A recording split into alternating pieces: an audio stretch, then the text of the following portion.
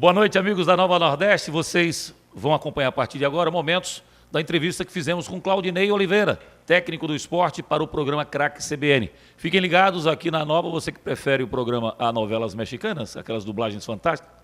Tudo bem? Como foi ontem? É melhor você assistir ao programa aqui, tá legal? Fica ligado, Claudinei Oliveira, o Craque CBN, e aqui conosco no Toque de Bola. Qual foi a tua reação quando você viu o CT? A gente estava comentando, né, no início, antes de chegar na sala de imprensa aqui para a gravação, né, o quanto é surpreendente a estrutura que o esporte tem. Alguns chegam, tomam um susto positivo ao verem essa estrutura, né, Claudinei? Uma boa tarde, seja muito bem-vindo ao programa. Sim, boa tarde a vocês, telespectadores e ouvintes. A estrutura é maravilhosa, né? A gente sempre tira informações quando recebe convite de algum clube, já tinham sido boas informações, mas com tudo isso você não espera tão bom quanto eu encontrei aqui. Realmente é uma estrutura de primeiro nível. Acho que a gente trabalha num momento de tranquilidade, paz aqui, né? Às vezes é ruim pelo ser afastado, você ter o deslocamento até aqui, mas você chega aqui, você tem muita tranquilidade para trabalhar, né? Até na concentração, eu concentrei com os atletas aqui, você concentra, não tem um barulho, não tem nada. Então, a estrutura é maravilhosa, a academia, os campos estão muito bem gramados, né? Vestiário, a sala da comissão, enfim. Tudo que a gente precisa, refeitório, alojamento, tudo de primeira qualidade para que a gente possa realizar um bom trabalho aqui no esporte. Você citou, inclusive, quando a gente estava conversando ali em off, uma questão importante, né? Os clubes eles não têm essa visão de que isso é fundamental. Então, às vezes, você prioriza a verba que você recebe para fazer com que o clube contrate um ou outro jogador a mais, quando, na verdade, essa verba inicial ela teria que ser para estruturar o clube para que esses jogadores fossem talvez não mais contratados, e sim formados pelo próprio clube. Cada vez que você tem uma estrutura como essa, fica menos difícil surgirem novos valores e fica mais fácil a observação de quem está vendo esses novos valores, né? Uma coisa é você vê o menino treinando num campo esburacado fora de uma estrutura, outra coisa ele está aqui, está passando um período de testes aqui para ser aprovado. Como é que você vê isso? Você deu exemplo, inclusive, do Atlético Goianiense, né? Sim, a gente teve recentemente o CT do Atlético Goianiense, eu tinha estado lá, em 2015, né? Aí 2, 3 anos depois a gente retornou e melhorou muito, os gramados melhoraram, né? Porque eles usaram o dinheiro do acesso para a Série A para investir em estrutura. Foram rebaixados, mas foram rebaixados já com uma estrutura melhor. A tendência é que os trabalhos vão sendo desenvolvidos, eles voltem daqui a pouco com mais estrutura. Então a gente pensa que é o ideal. Hoje o esporte tem uma estrutura aqui que a gente tem a oportunidade, se eu quero ver um treino do Sub-17, é só vir na hora que eles estão aqui, estão treinando no campo do lado, se eu quero ver o Sub-20, consigo vê-los treinar, fizemos um coletivo com o Sub-20 essa semana. Então isso aí a gente acha que é o cenário ideal, né? Como você falou, revela novos jogadores, com estrutura boa, campos bons, academia para os meninos trabalharem, alimentação boa. Então você vai revelando mais jogadores e já começa a contratar menos e reinveste em estrutura com a venda desses jogadores. E até para assim, quando você vai contratar um atleta, ele sempre pergunta, né? Como é que é lá o clube? Eles ligam para os outros jogadores que estão aqui e perguntam se a informação é boa, de estrutura, de CT, do entorno ser bom, né? A parte estrutural do clube. É muito mais fácil você contratar um jogador do que você contratar para um clube que não tem CT, que não tem lugar para treinar. Então o jogador, às vezes, na dúvida, vai sempre optar por aquele clube que tem uma estrutura melhor. Eu fiquei surpreso quando tomei conhecimento no ano passado que o Vanderlei Luxemburgo não fez uma só reunião com a comissão técnica da divisão de base. E você citou agora há pouco, se eu quero olhar um treino Sub-17, eu olho para o campo da esquerda, se eu quero olhar um Sub-20, eu olho para a direita. Como é essa tua relação? Como é que você trabalha com a base do clube? Eu conheci essa semana, né? Eu já conhecia o Wilton, que eu acho que é o comandante Sub-23 agora, que era quando ele era auxiliar do Dado Cavalcante, a gente tinha estado junto algumas vezes, conheci o Júnior Câmara essa semana. O menino coordena a base, acho que é Rodrigo, né? Rodrigo, que é o coordenador da base, conversamos, batemos um papo ali, o Klaus me apresentou para eles. Eu vim da base, né? Eu vim da base do Santos como treinador. Então eu gosto de saber o que está acontecendo, de trocar ideias, de conversar, de dar essa abertura para eles estarem mais próximos da gente. Acho que é importante para um garoto vir aqui treinar e estar vendo, né, um jogador, quer dizer, ver um Durval, né? O menino vai treinar contra o Durval, vai treinar contra o Magrão, né? Contra o Anselmo, contra o Felipe Bassi, tem Everton Felipe. Então, jogadores que ele já se espelha, ele vai treinar contra esses atletas, para ele vai ser uma evolução muito grande e uma motivação muito grande. Então, a gente procura aproximar. A gente fez essa semana já um coletivo com, na realidade, o aspirante, que vai ter o campeonato aspirante, né? A maioria é sub-20, mas tem alguns sub-23. A gente vai procurar manter esse processo aí, daqui a pouco fazer um coletivo com sub-17 também, trazer os meninos para treinarem. Porque a gente vai vendo, às vezes, num treino desse, você identifica uma característica num jogador que você não tem no teu elenco, que você gosta dessa característica, você acaba já indo monitorando esse atleta em competições e se antecipa até uma uma promoção nesse atleta. Eu tive exemplo ano passado lá no Avaí, que eu promovi um menino do 17, que é o Luanzinho, que está jogando no profissional até hoje. A gente pegou ele do 17, ele mal jogou no 20 e jogou no profissional mais de 30 jogos no Brasileiro no passado, na Série A. Então, é dessa forma que a gente trabalha. Não nos sentimos obrigados a fazer isso, não fazemos isso para dizer, porque ele tem olho ou tem visão. Se a gente realmente identificar a qualidade e condição do atleta nos ajudar, eu acho que o menino de 17 anos hoje, 18, 19, 20, se você vê qualidade, você tem que pelo menos oportunizar para ele de estar treinando com a gente aqui uma semana, 2, para identificar a qualidade dele. Foi citado o nome aqui, quando a gente estava batendo um papo com o Hinaldo Freire e com o Tacão, o nome do Sérgio Alves. Eu vou fazer uma entrevista com o Sérgio na semana que vem para a ESPN. E a história de Sérgio é bem interessante. Sérgio era júnior do esporte e numa decisão contra o Santa Cruz, no Arruda, em 1990, há um jogo em que o Sport tem que ganhar no tempo normal e tem que ganhar na prorrogação. Ele ganha no tempo normal e no que vai para a prorrogação, o técnico Charles Muniz, que também tinha sido interino, ele tinha sido campeão em 89 com o Náutico, sendo interino, foi efetivado na reta final. Com o Sport ia acontecendo a mesma coisa. Não aconteceu porque na reta final, no último jogo, houve um gol anulado do Márcio Alcântara, que até hoje o Arlindo Maciel se arrepende de ter ido pelo Gilson Cordeiro, que era o assistente, ter marcado esse impedimento. Mas quando o Sérgio está aquecendo para entrar na prorrogação, o Sport tem que ganhar também na prorrogação, a gente teve acesso ao contato do Sérgio com o técnico, coisa que a gente não tem quando vocês estão nos vestiários. Eu, como repórter, fiquei ali do lado, curioso que estava, e vi quando o Charles Muniz falou assim, Sérgio, você vai fazer ali, dentro de campo, o que você faz no treino. Esquece essa arquibancada, esquece esses torcedores, mentaliza que você está treinando. E treinando, dando o seu melhor. A responsabilidade é minha. Sérgio entra em campo e faz o gol que classifica o Sport para continuar brigando pelo título. Eu falo sempre, Claudinei, e aí tem o exemplo do Ronaldo e do Pelé, começaram com 16, tem o exemplo do Cook, aqui do Náutico, começou com 28 efetivamente, é quando ele se torna praticamente um jogador profissional com 28. Não tem quando, tem como se lança o jogador. Confere? Sim, eu acho que tem que ter responsabilidade de lançar, né? Se você identificar que o atleta não está pronto, não pode lançar por lançar. Mas em contrapartida, se você identifica que ele está pronto, que ele pode ajudar, você não pode ficar também segurando o atleta pela idade, né? É muito novo, não. Você tem a capacidade de estar mostrando nos treinos, ele tem que ser lançado assim que possível, né? Dentro da oportunidade que aparecer. E eu acho, eu sou muito do que você falou desse caso aí do Sérgio Alves, eu parto muito por isso também. Quando eu coloco o menino, eu falo para ele, você joga, se der certo é mérito teu, se der errado a responsabilidade é minha. E é isso aí, você tem que dar essa tranquilidade para o menino entrar, jogar. A gente viu aí recentemente o Maílson jogando aí, o goleiro, 22 anos. Não é tão novo, mas não tinha jogado ainda no profissional. Fez partidas muito boas, 3 jogos muito bons no Brasileiro. Né? Passou segurança para todos, mas também porque todos passaram essa tranquilidade para ele, porque estão vendo o que ele faz nos treinamentos.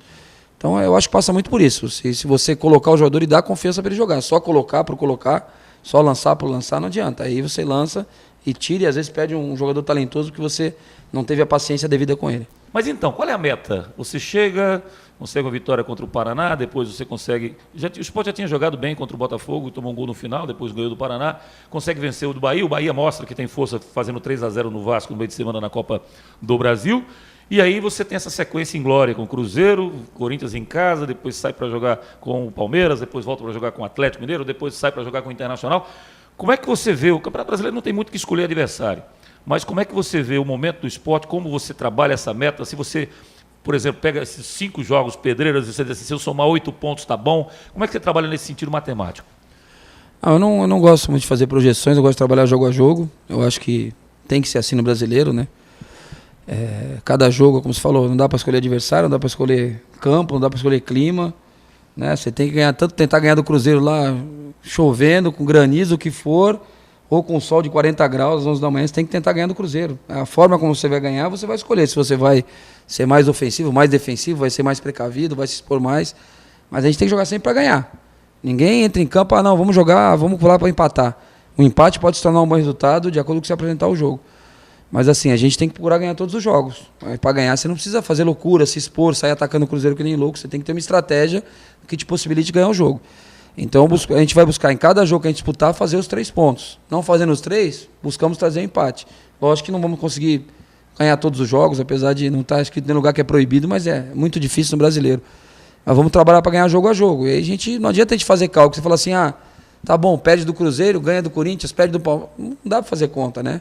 A gente empatou com o Botafogo, ganhou fora, agora ganhamos um jogo difícil em casa do Bahia. Né? Ninguém esperava. Às vezes na estreia, que era com o América Mineiro, o time vindo da Série B, às vezes ninguém esperava que fosse perder, perdeu. Então a gente não pode escolher, tem que jogar bem todos os jogadores têm que se dedicar a todos os jogos 100%, 110%, o que for possível. A gente tem que estudar ao máximo o adversário, que a nossa função é essa, tem que dar toda a ferramenta para o atleta saber como é que o adversário joga, como é que é a bola parada, comportamento ofensivo, defensivo, nos prepararmos para aquele jogo como se fosse o último do brasileiro. E aí quanto mais pontos a gente fizer, melhor. Eu não gosto de fazer micro objetivos ou objetivos médios, eu gosto de jogo a jogo, e tentando pontuar sempre. Eu acho que é esse que é o segredo, porque como você falou, se for pensar na sequência de jogos, você começa a falar, não, pô, tem 5 jogos, ah não, se a gente fizer 5 pontos tá bom. Aí tu ganha o primeiro jogador e fala, pô, mas 2 empatezinhos já estamos no céu. Né? Não, vamos jogo a jogo, vamos ganhar do Cruzeiro, vamos ganhar do Corinthians. É assim que tem que ir. Senão o jogador também se acomoda nessa meta. Vamos dizer que a gente tivesse feito uma meta, ó, assumir o time agora. Os próximos 3 jogos, se a gente fizer 7 pontos, tá bom. Nós ganhamos 2, o cara vai pro Cruzeiro e fala, opa, empatezinho, tá ótimo. E aí perde aquela ambição da vitória. A gente tem que ter, mesmo no momento de dificuldade no jogo, que está sofrendo, está sem a bola, está com dificuldade, o Rogério tem que saber que se ele pegar uma bola no contato, ele tem que ter a ambição de ir lá e fazer o gol e ganhar do Cruzeiro. Então é isso que a gente procura passar para eles. Tem uma coisa interessante no que você falou, né? Eu digo sempre que não dá para dar desculpa prévia para jogador. Se você disser que é muito difícil, é quase impossível, e você começar a elogiar muito o adversário, é como se primeiro você tira a força do seu time.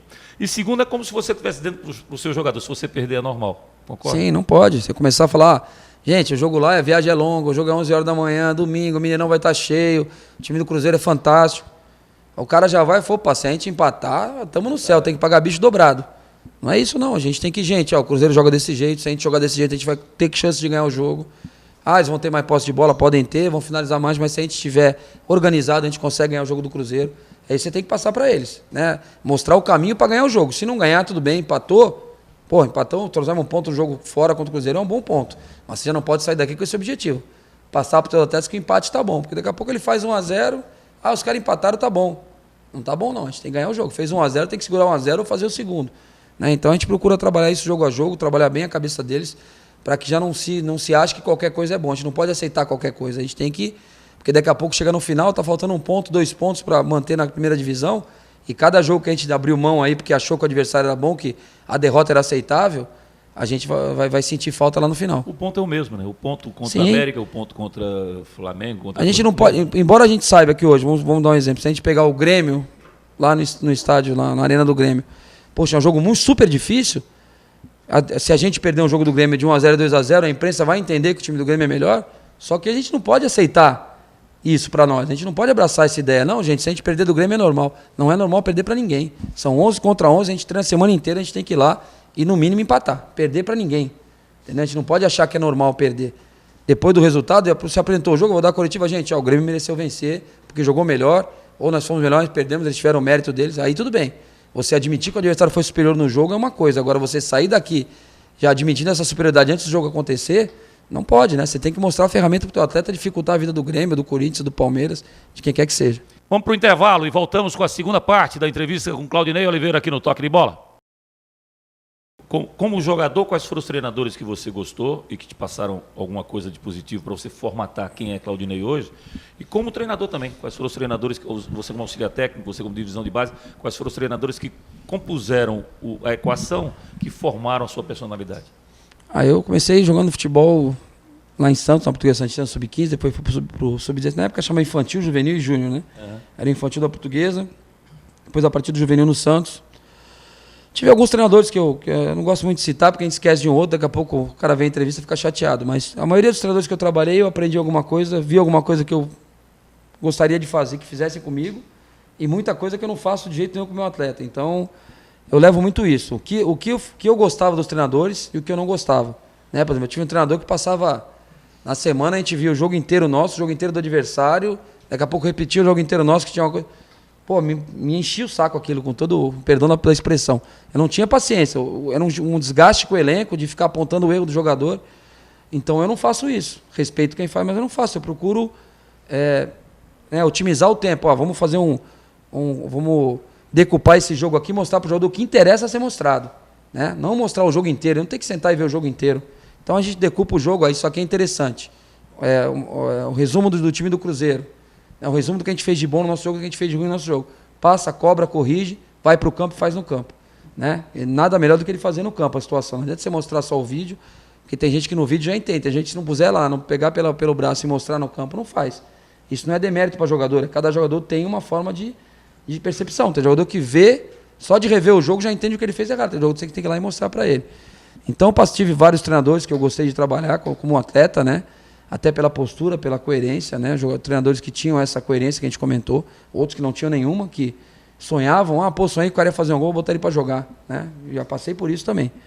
E eu, como treinador de base do Santos, passou no Santos Dorival Júnior, Adilson Batista, Cuca, eu acompanhei trabalhando no Santos, Muricy Ramalho, e da mesma forma, vi o trabalho deles, acompanhava de alguns no dia a dia, e também muita coisa que eu via achava bom e aproveitei, e muita coisa que eu via achava que não me servia, eu descartei, mas de todos tinham coisas positivas e coisas que eu não estou usando. Então, eu fui moldando dessa forma, sou um pouco empírico, porque comecei a trabalhar como treinador no Sub-15 do Santos e fui evoluindo, sempre pronto para aprender com as pessoas no dia a dia, né? Trocar ideia com o auxiliar do clube, com o auxiliar que eu trago. Então a gente tem que estar sempre pronto para aprender. Eu acho que é um aprendizado constante. Você está vendo um jogo, né? Do nada você está assistindo jogos da Série B ou da Série C, você está, interessante esse posicionamento defensivo, interessante essa bola parada, né? Então eu não tenho uma escola assim, eu sigo tal treinador. Eu fui me moldando com as dificuldades, com o dia a dia. A última vez que eu estive aqui no CT foi para entrevistar Vanderlei Luxemburgo. Foi exatamente no dia em que eu acho que o Luxemburgo perdeu a sua história no esporte. Por quê? Na segunda-feira anterior, no domingo anterior, o Sport jogou com o Grêmio, perdeu de 5-0. O Luxemburgo vai para a coletiva no final do jogo e fala, vai mudar, isso aqui acabou. Vai ficar comigo no ano que vem, quem quiser. Ele solta impropérios fortes, não no sentido de palavrões, mas no sentido de cobrança. E aí fica mudo durante toda a semana, segunda, terça, quarta, quinta. Na sexta-feira, no dia que eu vim fazer entrevista com ele, ele dá uma entrevista coletiva dizendo que não prometeu mudança nenhuma. E que tinha dito que aquilo ali, a mudança era a mudança de postura do time dentro de campo. E o Sport vai a campo e nunca mais se encontra na competição e o Luxemburgo depois é demitido. O Luxemburgo ele tinha se referido basicamente a dois jogadores que não estão mais no Sport, que é o Diego Souza e o Richelli. E toda a imprensa comentava, inclusive eu, de que ele teria que dar uma lição para os demais jogadores, fazendo aquilo que era o lógico naquele momento, na nossa opinião, que era de tirar dois jogadores que não estavam rendendo e que não estavam mostrando comprometimento naquele momento.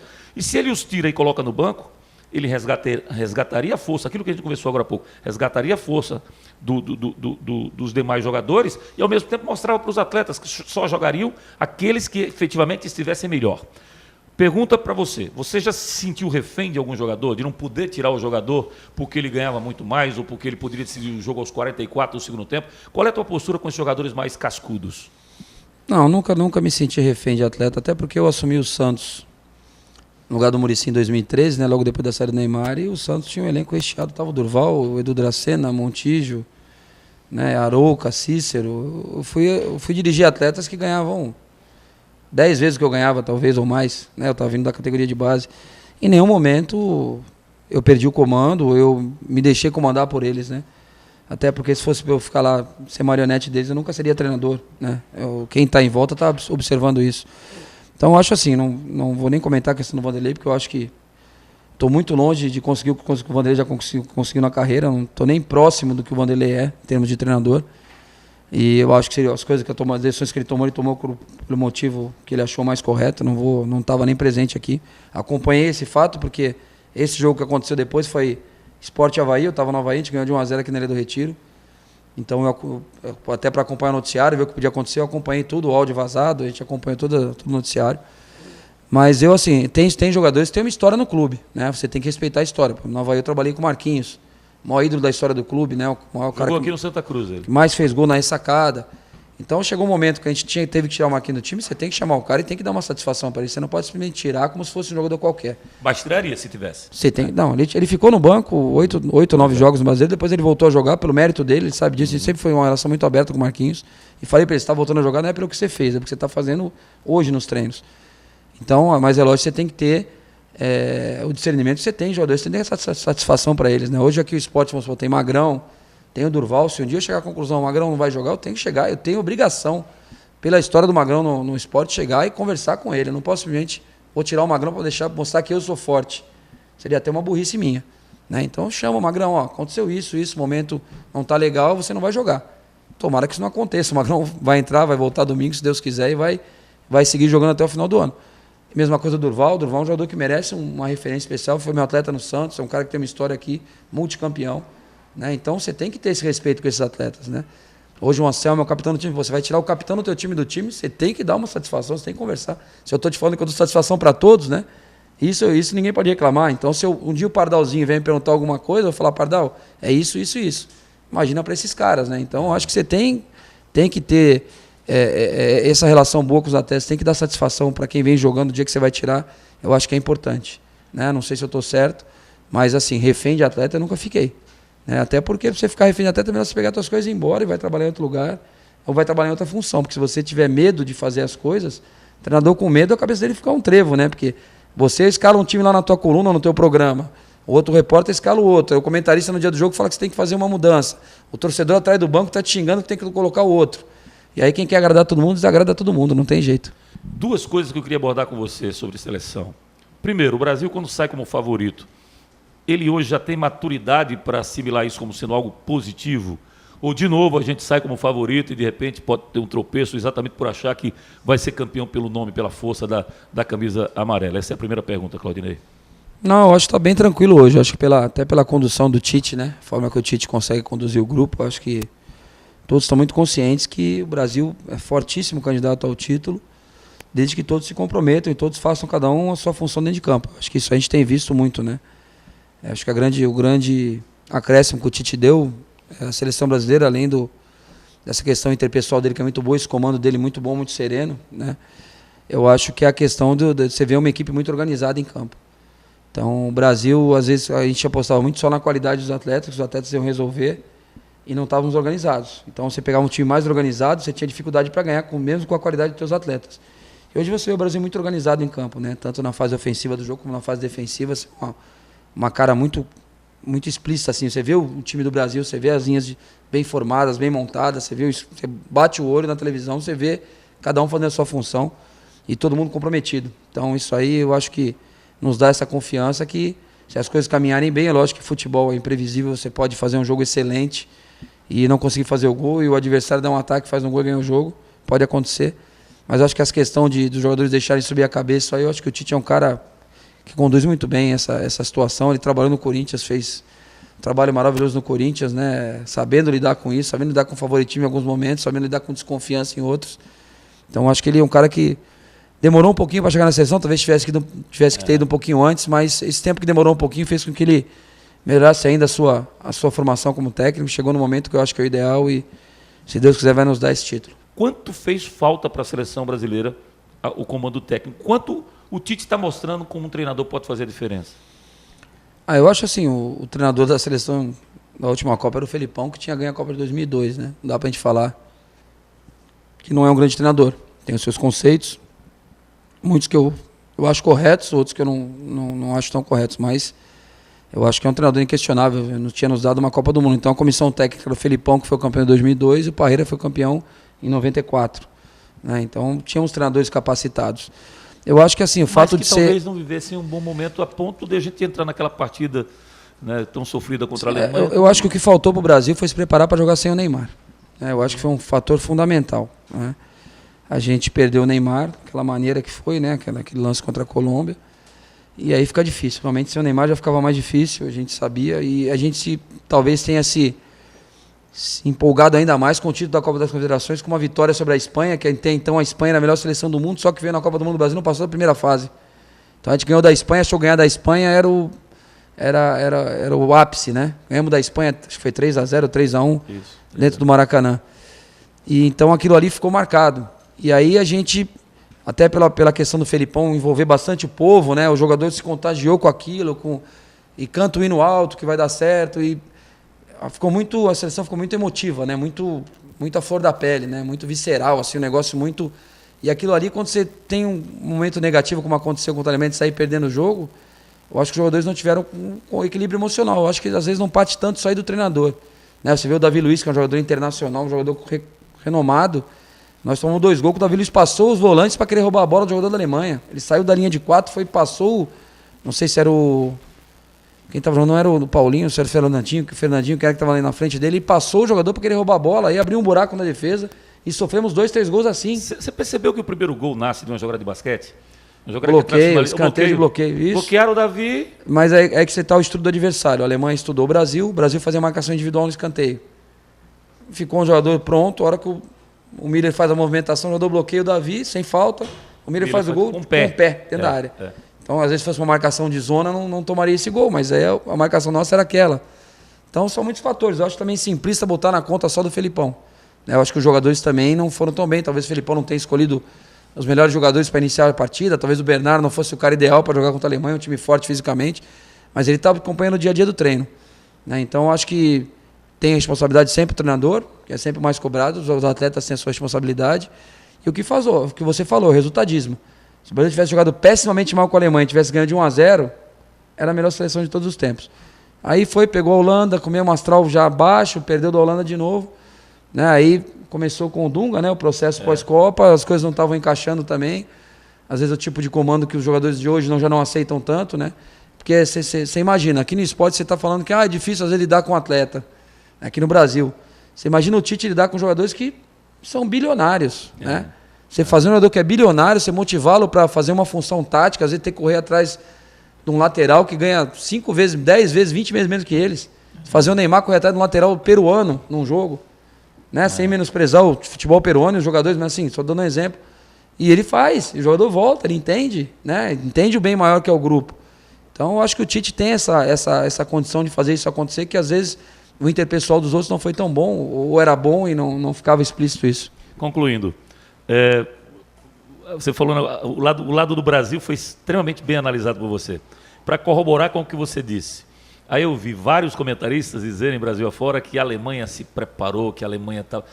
A Alemanha vai para a Bahia, os caras ficam tomando chopp, conversando com os nativos e vão jogando futebol.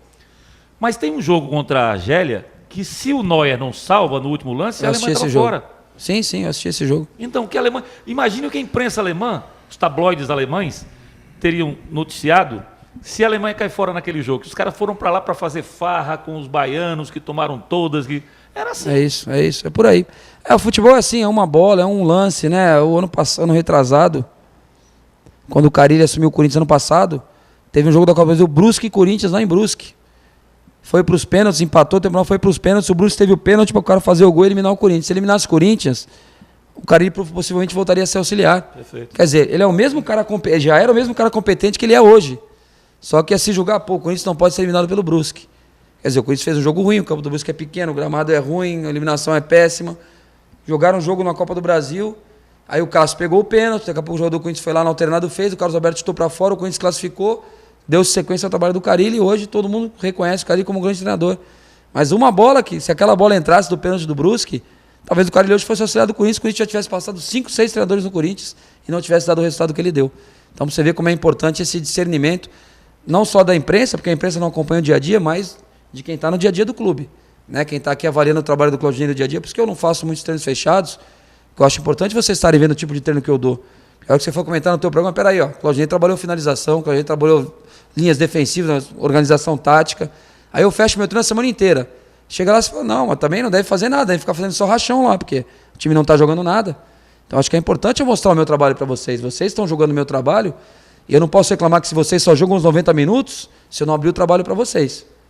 Claudinei Oliveira, foi um prazer, cara, entrevistá-lo. Prazer foi meu, obrigado aí pela oportunidade. Nesses 30 anos aí eu tive a oportunidade de entrevistar vários treinadores e raramente eu digo o que eu vou dizer para você. Eu falei, a última vez que eu falei isso foi para o Dorival Júnior, coincidentemente, que foi seu parceiro lá, seu treinador lá no Santos. E terminou a entrevista, eu falei, cara, você vai longe, seus conceitos são muito defensáveis, são muito coerentes. E a mesma coisa eu falo para você. Boa sorte, sucesso na sua carreira, que você consiga chegar até aquilo que você almeja. Você tem condições de fazer isso. Obrigado, te agradeço aí pelas palavras. Espero que sim, te desejo muito sucesso também. E que a gente possa ter uma boa carreira aí, ter sucesso na carreira, mas principalmente ter sucesso como pai de família, como homem, né? Porque a carreira passa, um dia acaba, ou um dia você vai ter menos sucesso ou mais. 48 anos. Mas gato não? Não tem um não, 48 não. Gato é só pela aparência, né? Mas fora isso, não. E está faltando também aparecer aos oftalmologistas da vida. Parabéns, Claudinei. Grande abraço. Obrigado, um abraço. Valeu, tchau. Até a próxima. Amanhã tem o nosso querido Tá na Rede, a partir das 9 da noite ao vivo, aqui na Nova Nordeste. Boa noite.